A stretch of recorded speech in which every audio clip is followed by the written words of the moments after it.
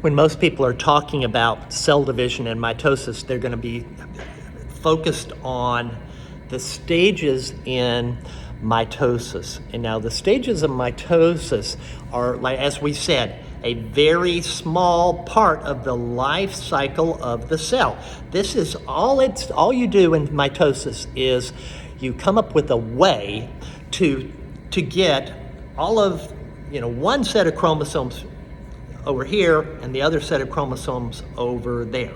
So what has to happen? We have four stages for this. We'd said interphase was this really long period of time when the cell was living, doing its thing. Now, if you were going to get all of those chromosomes to either end of the cell, what's the first thing you've got to do? Got to get rid of the nuclear envelope, right? If all that stuff is in the nucleus, how are you going to get it to either end of the cell? So in prophase, one of the major events is you have the nuclear membrane disappears. What else? If you think about it, we had said we have 92, if you can kind of, in my mind, I think of extension cords. You ever had a bucket full of extension cords? It'll make you crazy, right? They tangle up like just nutso. And I was never the most, not sort of a meticulous kind of guy. No, that's not me. So my dad used to get so upset with me because what would he do? He would take each of those extension cords and wrap it up, and it would be all together. And me, no, I'd use a whole bunch of them and put them all in the bucket. Make him crazy because he couldn't separate them. So you see, what has to happen also in the prophase is you have to coil the extension cords, the chromosomes. They coil. And they don't just coil a little bit, they coil a lot. They coil up like crazy. They're what we call super coiled. So they're all coiled up, and now you can see them as chromosomes. When you were looking at the leaves, in lab, you looked at them and you said you could see the nucleus, but you couldn't see the individual chromosomes. You just saw chromatin. That's the uncoiled chromosomes. Here at the end of the life of the cell, right as it's getting ready to produce daughter cells, what happens is you coil all those things up and you attach them to the spindle fibers and the centrioles at either end of the cell. So we have a centriole here and a centriole here, and you see these lines? Those are spindle fibers. And look, there are our chromosomes. The spindle fiber is attached at the centromere, right? Okay, so metaphase, all of the chromosomes line up along the equator, the equatorial plane, that's what they call it, of the cell. You know what happens next? Those centromeres divide, and we have the moving phase. And you can see this if you're really lucky and you're looking at a living cell. It's it's an incredibly short stage in mitosis when the daughter chromosomes are moving from the center of the cell to either end.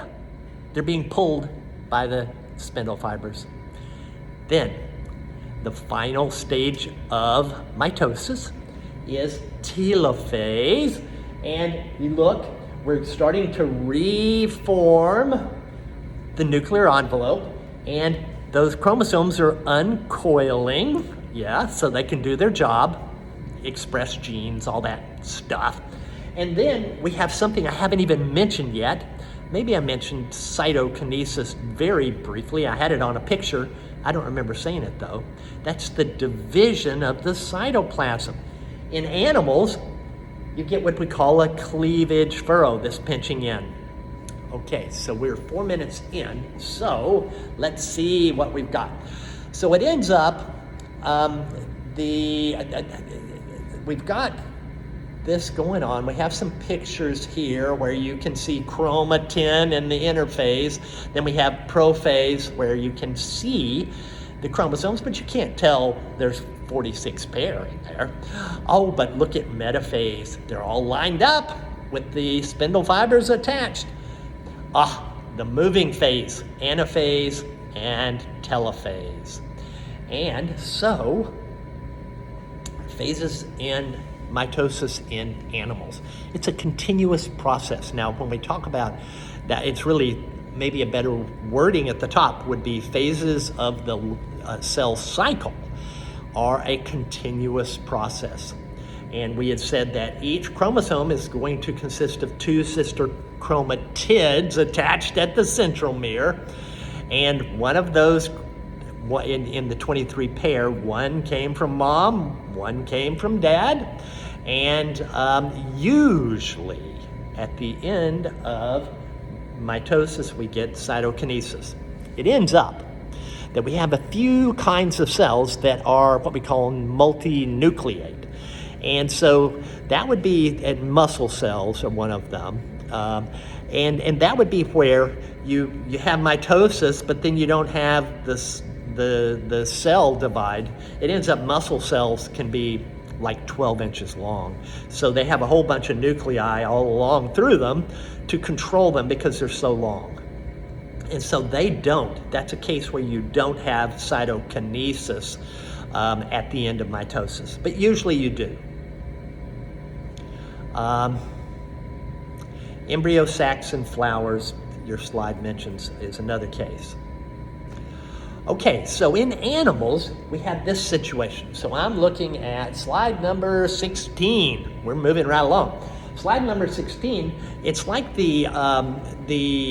like pulling a drawstring in the middle, and it squeezes the sides of the cell in. Now, plants are different. Why would they be different? Think about lab. You looked at people cells from your mouth, and you looked at those little aquatic plants, and there was one major difference. The plants look like bricks because they have a cell wall. Your cells only have a cell membrane. The plants have a cell membrane underneath the cell wall too, but you don't have a cell wall. So if there was a wall here, you couldn't pinch in, could you? Not possible. So in plants, instead of a cleavage furrow, you get what they call a cell plate forms in the middle of that square. And let's see, there it is. Slide number 17, we're at the end. Slide number 17 shows that you reform the cell wall and the cell membrane between the 2 daughter cells. Okay, so we have one more half to chapter number 4, and we'll be adding that on Tuesday to discuss later on. So we're coming up within a week or so. So about a week, I'm going to be posting exam number 2. All right, guys, have a good one.